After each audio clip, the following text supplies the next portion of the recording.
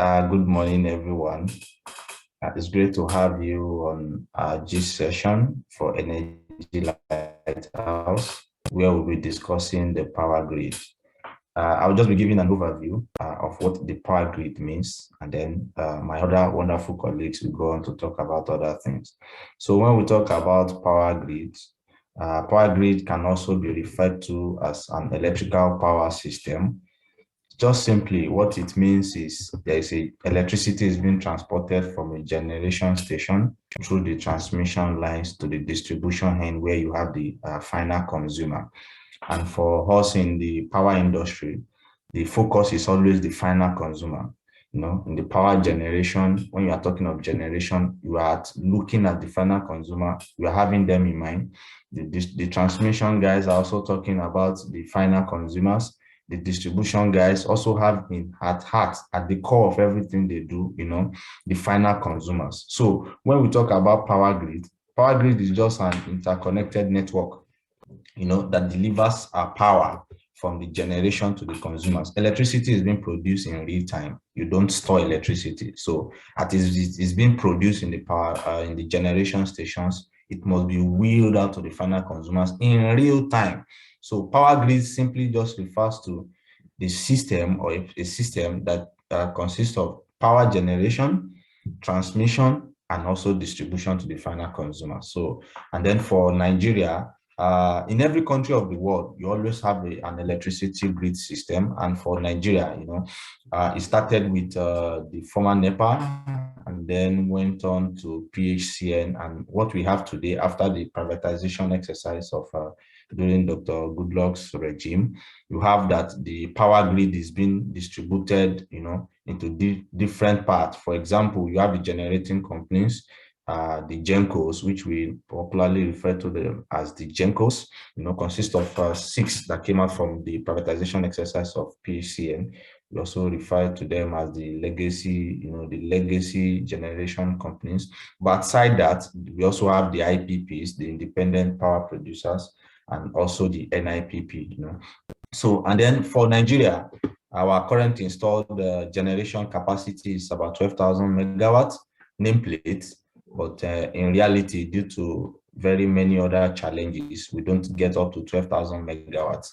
And there's a study by the Energy Commission of Nigeria, which is the apex body in terms of energy policy, you know, gives some projections that in the year probably 2025, Nigeria would need certain megawatts up to about 75,000 megawatts, if I'm not wrong, of electricity, you know, to serve Nigerians. But currently, we are even nameplate capacity is 12,000 megawatts. That's a challenge on its own. And then when you talk about the transmission system, which is being managed by the TCN, the Transmission Company of Nigeria, the transmission nameplate is about 7,500 megawatts, way lower than what we are, the capacity nameplate installed. So imagine if all the generation company were to be working to even give us 12,000 megawatts, the willing capacity, which is the transmission, is not able to even accommodate all. Nameplate 7,500 megawatts installed. But even in reality, you know, over the years, the maximum we have been able to transmit from all our generation companies is about 5,400 megawatts during Excellency Raji Fashola's regime. So, and then that cascades down to the distribution end when you have your 11 discos, the for example, the Ikeja Electricity Distribution Company, the Eco Distribution Electricity Distribution Company, the Port Harcourt Electricity Distribution Company in south of Nigeria. So this is just a perfect overview. So of what the power grid means. It's just an interconnection of network of power, of electrical power in real time from the generation stations to the transmission lines, and then to the distribution lines, then to the final consumers, which we refer to as the load centers. All right, thank you. So now I will hand over to Ene to talk about challenges we are facing. Thank you. Yes, thank you very much.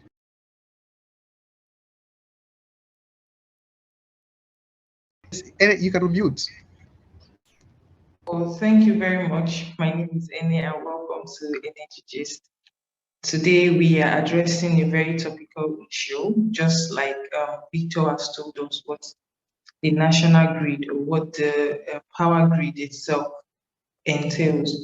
We're going to be looking at a few challenges that are not exhaustive enough. One of it, I'm going to begin from how these grids are maintained. These are capital intensive projects that require regular maintenance. In the year of NEPA, when we used to have NEPA running, they had their helicopters that were deployed in the 90s almost every time for surveillance, fixing. It was not for luxury purposes. But as of 2019, these helicopters, in name of commercialization, were sold out. And that, in one way, jeopardizes the technical capacity of the technicians and how fast they can respond to technical issues. Now, to maintenance proper, we already have established the fact that the installed capacity and the nameplate capacity for these power grids don't even match up our demands. And as the population of a nation increases, so the energy demand increases. We are not even increasing the capacity of our grid as it is today. And what we have is not being properly maintained. So we need to look at the case of poor maintenance as one that's affecting our power grid system. Also, we need to consider commercialization and metering system, which is very, very poor. As much as we are complaining that the energy situation is very epileptic, we need to realize that we have so many power thefts going on around the nation, both for domestic consumers and industrial consumers. The metering system is very poor. And over time, you notice that the distribution companies keep reviewing tariffs, they keep reviewing tariff, the losses on the power grid before it even gets to you as a final consumer, and the current tariff that both industrial consumers and domestic consumers face. We pay for the losses that the distribution companies experience on the grids before on the lines before it gets to us. However, it still doesn't compensate because of the huge amount of power theft. So we need to look critically into this aspect of it. Then for the poor metering, metering is supposed to be readily available to everyone, so we don't have anybody struggling with postpaid meter and what have you. Let everybody pay as you go. So it's a whole lot easier, and we have access to funds return that can help even the generation companies, the transmission companies, and the distribution companies to have a stable um, financial life, because all of this is capital intensive and you cannot overemphasize the importance of meeting your returns as a company. This is very, very important.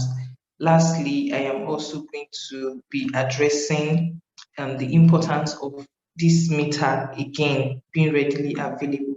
If meter even goes as the cost, I believe that there should be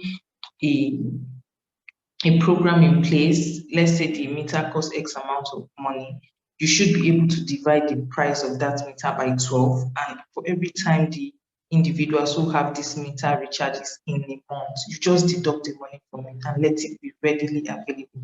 So you can close up the gap in power theft. And for the industrial consumers, the metering should be accurate.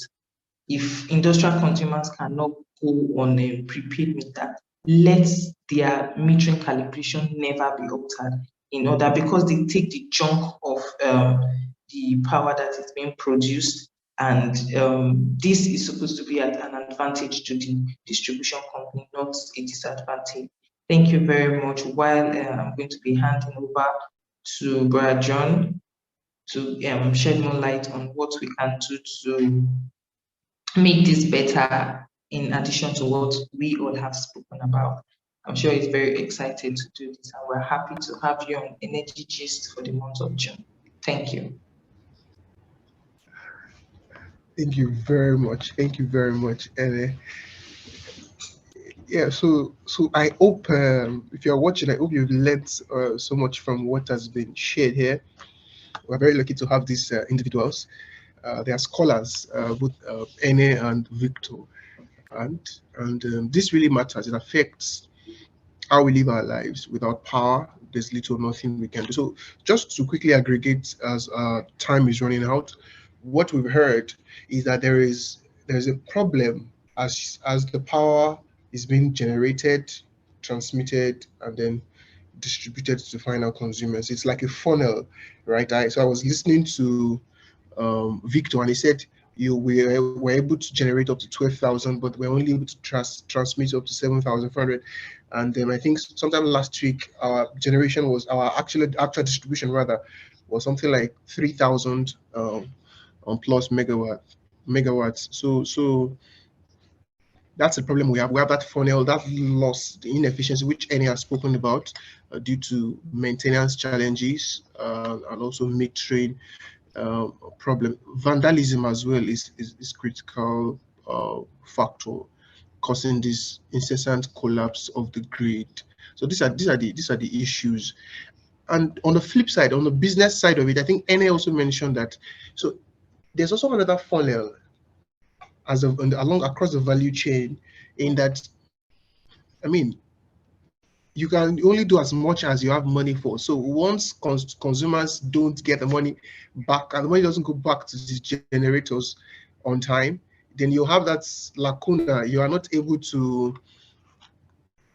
keep the system running, because so once the money is coming, sometimes money comes late, people don't pay on time, and usually it's a postpaid thing that you would have used the energy before you get to pay for it. And that's what has caused for the national mass metering program. We're entering the phase 2 of it later this year, where the government is subsidizing for local manufacturers to produce meters, so that we have a prepaid metering system, and that will really help. So such that you buy before you use, and that you can have the cash move across the various sectors. Another thing as we close will be what we've already seen play out in the unbundling of the discourse. And now we're also looking at we believe that decentralization of the grids, where you can have modular grids, and they can even choose to source their electricity from, say, gas or whatever. Some estates are already doing this, some communities are already doing it, and I think that's the way to go, particularly as we seek to diversify our energy sources. So that's that. If you are an individual, what can you do? Well, we are aware of these, and of course, we're aware also of your energy use, yes, and consumption. So we hope that we're able to go beyond the 5,000 megawatt and even into the 10,000 megawatts, as that is going to be what will unlock the possibility of industrialization for this country, as we also see with many African countries. And this problem of electricity is not only a Nigerian problem; it actually also um, applies to some other parts of the world, but but this time around more on their generation side, more on the availability of affordable energy sources and power for their homes. Thank you very much for listening. Ene, thanks for contributing. Victor, thank you very much.